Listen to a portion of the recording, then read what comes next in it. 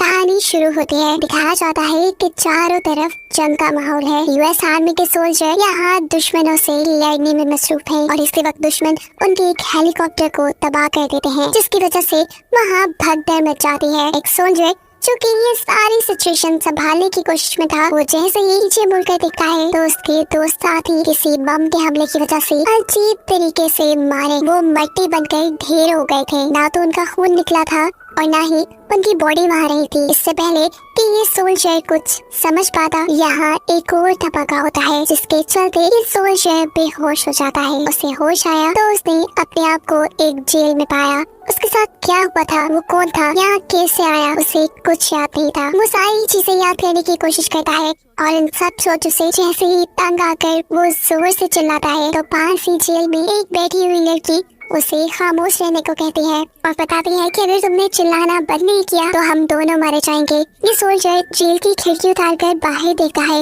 वहाँ तबाही ही तबाही थी। साथ जेल में बैठी हुई लड़की इस आर्मी सोल्जर को अपना नाम नादिया बताती है और कहती है कि ये तबाही हमारी दुनिया में हमला करने वाले रोबोटिक एलियंस ने की है और अगर तुमने शोर करना बंद नहीं किया तो वो हमें ढूंढ कर यहाँ आकर हमें मार देंगे। इस जगह हमें यहाँ के लोकल गैंग ने बंदी बना कर रखा हुआ है। उनकी इन्हीं बातों के दौरान यहाँ पर गैंगस्टर्स भी आ जाते हैं। हैरानकुन तौर पर इस सोल्जर को गैंगस्टर्स की लैंग्वेज समझ आ रही थी। वो इनसे डील करने की कोशिश करता है, लेकिन ये गैंगस्टर्स तो उन्हें मारने पे ही तुले थे। ऐसे सोल्जर्स और इन गैंगस्टर्स के दरमियान में लड़ाई हो जाती है और एक गैंगस्टर से लड़ते लड़ते ये सोल्जर वहाँ बनी एक खिड़की से बाहर गिर जाता है, जबकि दूसरे गैंगस्टर्स यहाँ पर नादिया की जेल में जाकर नादिया से बदतमीजी करने की कोशिश करते हैं, लेकिन नादिया वक्त रहते ही इन गैंगस्टर्स की गन छीनकर इन दोनों को ही चकमा देते हुए जान से मार देती है और यहाँ से आजाद हो जाती है। पता चलता है कि वो एक आर्मी डॉक्टर है, इसीलिए वो इस बुरी सिचुएशन से निपट पाई। यहाँ से बाहर सोल्जर जो अभी तक गैंगस्टर से लड़ा था वो अब उसी की गन लेकर उसी को मार देता है। ये गैंगस्टर्स का लीडर था। इस सोल्जर ने गैंगस्टर्स के लीडर को मार दिया था। ये देखकर पीछे से दूसरा गैंगस्टर जब अपनी इलेक्ट्रिक डिवाइस से सोल्जर पर हमला करने की कोशिश करता है तो हैरानकुन तौर पर सोल्जर को करंट लगने के बजाय जिस आदमी के हाथ में वो डिवाइस थी उसी को करंट लगकर वो मारा जाता है।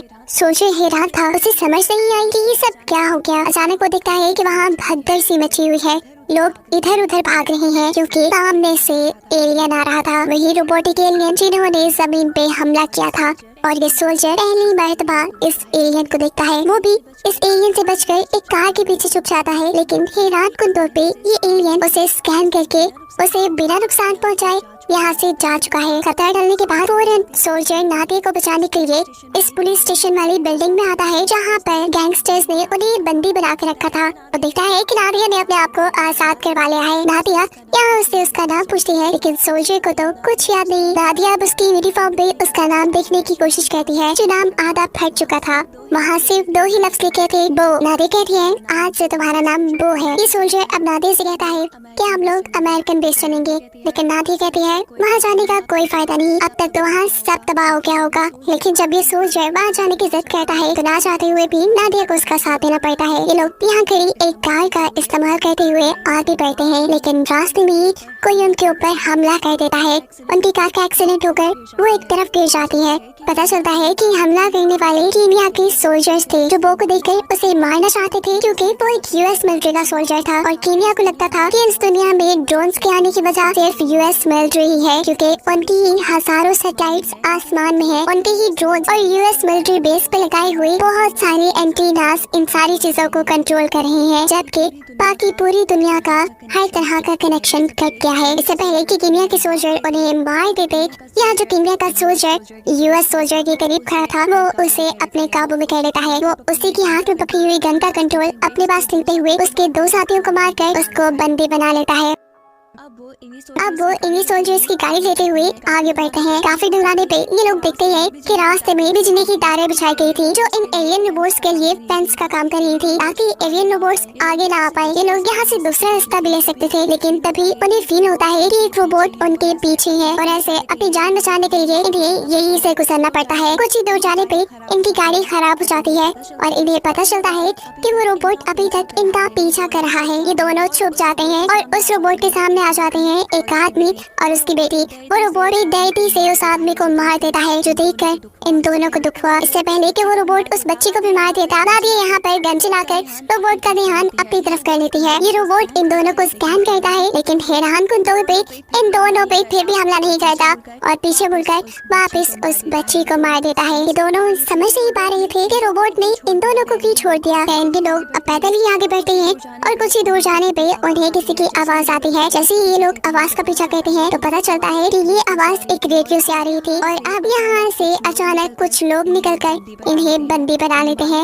इन्हें मालूम होता है कि ये आवाज उनके लिए एक ट्रैप थी। इन दोनों को यहाँ किसी चीज के साथ बांध दिया जाता है और फिर अचानक ही दो बाइकर्स इनके करीब से गुजरते हैं और बाइकर्स के पीछे पीछे यहाँ वो रोबोट भी आने लगा था, जो पहले से ही वो का पीछा कर रहा था। वो समझ आता है कि इन लोगों ने एलियन को यहाँ तक बुलाने के लिए उनका चारे के तौर पे इस्तेमाल किया है। जैसे ही एलियन यहाँ आता है, ये लोग मिलकर उसके ऊपर हमला कर देते हैं। एक आदमी उसके ऊपर जंजीर फेंकता है, जबकि पीछे से दूसरा आदमी उसको शूट करके मारने की कोशिश करता है। ये रोबोट तो यहाँ गिर आता है, लेकिन इससे फायदा नहीं हुआ क्योंकि दो रोबोट यहाँ और आ चुके थे और इनको डिस्ट्रैक्ट करने के लिए बाइकर्स जल्दी से निकलते हुए यहाँ से दूसरी तरफ भागते हैं। रोबोट भी बाइकर्स का पीछा करते करते यहाँ से दूर चले जाते हैं और मौके का फायदा उठाते हुए यहाँ वो और नादिया दोनों अपने आप को छुड़वा कर भाग चुके थे। वो अब पैदल ही सफर कर रहे थे। आगे चलते चलते इन्हें एक कार मिलती है, जिसमें बैठकर ये लोग आगे का सफर तय करते हैं। अचानक करीब ही उन्हें कुछ अजीबोगरीब आवाजें आती हैं। उतर कर ये देखते हैं कि वहाँ एक एलियन बना हुआ था। इसके बाद सामने जोर से धमाका होता है। ये लोग देखते हैं कि काफी सारे एलियंस इन्हीं की तरफ बढ़ रहे थे। अपनी जान बचाने के लिए ये जल्दी से वापस कार में बैठते हैं और आगे की तरफ भाग जाते हैं। एलियंस इन्हीं का पीछा कर रहे थे, जिनसे बचने के लिए ये लोग करीब ही एक घर को देखकर उसकी बेसमेंट में अपनी जान बचाने के लिए छुप जाते हैं और इसी दौरान यहाँ पर एक बहुत बुरा तूफान आ जाता है। इस तूफान ने उनके ऊपर से पूरा घर तोड़ दिया था। पता चलता है कि ये कोई तूफान नहीं बल्कि एलियन शिप थी, जो इस घर को तोड़कर इन्हें अपनी तरफ खींच रही थी। नादिया और वो दोनों ने एक दूसरे को अच्छी तरीके से पकड़ लिया था, लेकिन फिर भी ये एलियन शिप से बच नहीं पाते और नादिया वो से छूट कर एलियन शिप की तरफ तेजी से बढ़ने लगती है। वो अब यहाँ से नीचे गिर चुका था, जबकि एलियन शिप नादिया को लेकर यहाँ से जा चुकी थी। कुछ ही देर बाद जब वो को होश आया तो उसने देखा कि उसका पाँव बहुत ही बुरी तरह जख्मी था। वो अपने पाँव पे पट्टी बांधते हुए यहाँ से दोबारा निकलता है यूएस मिलिट्री बेस के लिए। जल्द ही वो बेस पे पहुँच भी जाता है और यहाँ आकर वो देखता है कि पास में यहाँ कोई अमेरिकी सोल्जर नहीं था। चलते चलते वो अब करीबी एक शहर में आ चुका था, जहाँ वो कुछ ऐसे लोगों से मिलता है जो इन एलियन रोबोट्स को मारने के लिए हथियार बना रहे थे और इन्हीं हथियारों के जरिए वो इन रोबोट से लड़ रहे थे।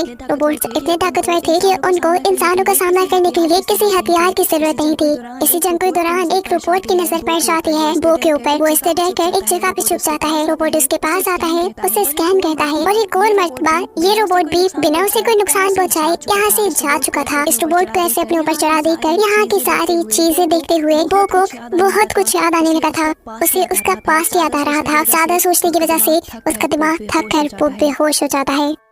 उसे होश आया तो वो एक आर्मी कैंप में था, जहाँ उसके टांग के जख्म का भी इलाज कर दिया गया था। इस कैंप में कुछ आर्मी के लोग थे, कुछ शहर के लोग, तो कुछ साइंटिस्ट, जिन्होंने मिलकर इन एलियन से लड़ने के लिए बहुत से हथियार और एक बहुत बड़ी मशीन बनाई थी। ये बड़ी सी मशीन या कहने ये बड़ा सा वेपन उन एलियंस की एलियन शिप को तबाह करने के लिए था। अगर उनकी एलियन शिप तबाह हो जाती तो उसके साथ साथ सभी एलियंस भी मारे जाते। अभी ये लोग यही बातें कर रहे थे कि इन्हें पता चलता है कि बहुत से एलियन रोबोट्स उन्हीं के कैंप की तरफ आ रहे हैं। ये बात जानकर वो डर जाता है। उसे समझ नहीं आती कि जहाँ जहाँ वो जाता है एलियंस को उसकी लोकेशन के बारे में कैसे पता चल जाता है और एलियंस सिर्फ उसी का पीछा क्यों करते हैं। दूसरी तरफ ये सब लोग भी कंफ्यूज हैं कि एलियंस को उनकी इस खुफिया कैंप के बारे में आखिर पता कैसे चला। यहाँ वो इन लोगों के कैंप को गौर से देखने लगता है। जिस इंजीनियर ने एलियंस को मारने के लिए डिवाइसेस बनाई थी, उसने यहाँ पे रोबोट्स के बहुत से स्केचेस भी बनाए थे। इन्हीं में से एक स्केच में वो देखता है कि एलियन ने किसी इंसान को पकड़ा है और ये देखते ही उसे सब आ जाता है कि कैसे जब एलियंस ने उनके करीब धमाका किया था तो उनमें से एक एलियन ने उसे पकड़ लिया था और उसने वो की बॉडी के अंदर कोई डिवाइस इंजेक्ट कर दी थी और इसी डिवाइस की वजह से ये एलियंस उसे ट्रैक कर पा रहे थे और इसीलिए रोबोट्स उस पर हमला भी नहीं कर रहे। और इस वक्त भी वो की वजह से ही रोबोट्स को उनकी लोकेशन का पता चला था। वो बिना किसी चालाकी के ये सारी बात उनको बता देता है। डिटेल्स बताते हुए वो कहता है कि एलियन शिप मुझे ट्रैक करती है, जहाँ जहाँ मैं चाहता हूँ वो वहीं आ जाते हैं, क्योंकि उनको लगता है कि वहाँ पर इंसान हो सकते हैं और ये इंसानों को मार रहे हैं। इनके बात सुनने के बाद इस कैंप के लोगों को ही मारना चाहते चाहते थे इससे पहले कि वो बो को मार देते। वो कहता है रुको, मुझे नहीं मारो, मैं तुम्हारे बहुत काम आ सकता हूँ। देखो मैं जहाँ चाहूंगा एलियन मेरे पीछे आएंगे, वो भी अपनी एलियन शिप लेकर। अब इससे बेहतर कि तुम लोग अपनी इतनी बड़ी मशीन को लेकर एलियन शिप का पीछा करो। इससे बेहतर है कि तुम इस एलियन मशीन को मेरे साथ लेकर चलो। जैसे ही वो मुझे ड्रैग करते हुए मेरे तक आएंगे, हम सब मिलकर इस बड़ी सी मशीन से एलियन शिप पर हमला कर देंगे और ऐसे एलियंस का काम तमाम हो जाएगा। बो का आइडिया सभी को पसंद आया था, इसीलिए ये मशीन लेकर एक टनल के जरिए बाहर निकलते हैं। बाहर निकलते हुए देखते हैं कि एलियन शिप अब एक ऐसी जगह पे जा रहा था जहाँ बहुत से लोग थे। ये जल्द से जल्द उस एलियन शिप के पास पहुँचना चाहते थे और ये शॉर्टकट लेने के लिए एक और पतली सी टनल के अंदर चले जाते हैं। बदकिस्मती से एलियंस भी उनके पीछे आ चुके थे, जो पहले इनके दो साथियों को मारकर एक तीसरे साथी को जख्मी कर देते हैं। अपने बाकी साथियों को एलियन से बचाने के लिए इनके ग्रुप का लीडर अपनी उस बड़ी सी मशीन से दो एलियंस को तो मार देता है, लेकिन दिखता है कि एलियन की पूरी फौज अब उन्हीं के पीछे आ रही थी। इनकी वो साथी जो जख्मी थी वो इनसे कहती है कि तुम सब वक्त रहते ही यहाँ से चले जाओ, मैं इनका सामना कर लूंगी। ये लोग बो के साथ उस बड़ी सी मशीन को लेकर इस टनल से बाहर निकल जाते हैं और उस तरफ बढ़ने लगते हैं जहाँ एलियन शिप है। यहाँ टनल के अंदर बहुत से रोबोट्स आ चुके थे और वो लड़की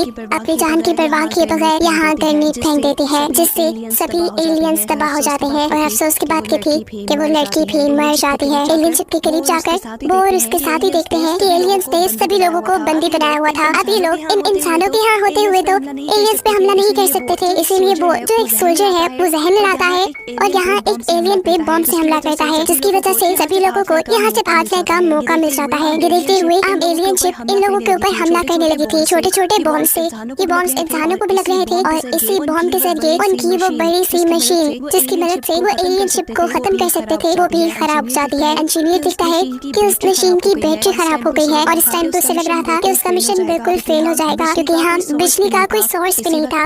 इसी वक्त पर बो को याद आता है कि कैसे जब एक आदमी ने उसे इलेक्ट्रिक शॉक से मारने की कोशिश की थी तो वो आदमी खुद ही मर गया था। उसे अब रियलाइज होता है कि जो एलियंस ने उसके अंदर डिवाइस फिट की थी उसकी वजह से उसके अंदर इलेक्ट्रिसिटी को पास करने की प्रॉब्लम आ गई है। यही सोचते हुए वो जल्दी से इंसानों की बनाई मशीन के पास आता है। उसी मशीन के पास एक रोबोट भी था। वो रोबोट के ऊपर हाथ रख देता है। रोबोट का तेज करंट बो को लगता है, लेकिन वो इस सारे दर्द को बर्दाश्त करते हुए अपने दूसरे हाथ से उस मशीन को एनर्जी देता है। एनर्जी की मिलते ही ये मशीन एक्टिवेट हो जाती है। इसके अंदर से बहुत सी एनर्जी बाहर निकलती है जो ऊपर जाकर एलियन शिप को तबाह कर देती है। बो ने सारा दर्द सहते हुए एलियंस की एनर्जी को इस्तेमाल करते हुए एलियन शिप को तबाह कर दिया था। इस शिप के तबाह होते ही यहाँ सभी रोबोट्स का भी खात्मा हो गया था। बो की वजह से ही ये लोग एलियंस को हराने में कामयाब हो पाए थे। सभी मिलकर अपनी जीत का जश्न मनाते हैं, जिसके साथ ये कहानी ही